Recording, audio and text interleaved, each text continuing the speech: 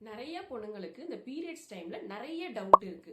எனக்கு 28 நாளையில வருது, இது நார்மலா? இல்ல 30 நாளையில வருது நார்மலா? இல்ல 40 நாளையில சில பேருக்கு வருது, சில பேருக்கு 20 நாளையில வருது. இதுல எது நார்மல், எது அப்நார்மல் அப்படிங்கிற டவுட் இருந்துகிட்டே இருக்கு. இப்போ அந்த டவுட்டை கிளியர் பண்ணிடலாம். ஒரு நார்மலான சைக்கிள் என்னன்னு கேட்டீங்கன்னா 22ல இருந்து 35 டேஸ்க்குள்ள உங்களுக்கு பீரியட்ஸ் வந்ததுன்னா அது நார்மல் தான். இதே 35 டேஸ்க்கு மேல உங்களுக்கு தள்ளி போனா அது அப்நார்மல். 15 நாளைக்கு ஒரு தடவை உங்களுக்கு பீரியட்ஸ் வந்தா அதுவும் அப்நார்மல். இதே 2 மாசத்துக்கு ஒரு தடவை எனக்கு பீரியட்ஸ் ஆகுது, 3 months ஒன்ஸ் எனக்கு பீரியட்ஸ் ஆகுது அப்படின்னு சொன்னாலும் அதுவும் அப்நார்மல் தான். அதே பீரியட்ஸ் வந்த பிறகு 1ல இருந்து 7 நாளைக்குள்ள உங்களுக்கு ரத்தப்போக்கு இருக்கும். இதே 7 நாளைக்கு மேல 15 20 நாளா உங்களுக்கு ரத்தப்போக்கு இருந்ததுன்னா அதுவும் அப்நார்மல். அதே அந்த பிளட் ஃப்ளோ பாக்குறதுக்கு ரொம்ப கட்டி கட்டியா இருந்ததுன்னா அதுவும் அப்நார்மல் தான். சோ இந்த அப்நார்மல் சிம்டம்ஸ் இருக்கிறவங்க கண்டிப்பா நீங்க ஒரு ஸ்கேன், யூஎஸ்ஜி அப்டாமன் ஸ்கேன் எடுத்து பாருங்க.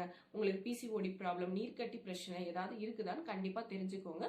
பிளட் டெஸ்ட் எடுத்து பார்த்து ரொம்ப அனிமிக்கா எதுவும் இருக்கிறீங்களா, ஹெச்பி ரொம்ப லோவா இருக்குதா அப்படிங்கறதையும் கண்டிப்பா நீங்க தெரிஞ்சுக்கணும்.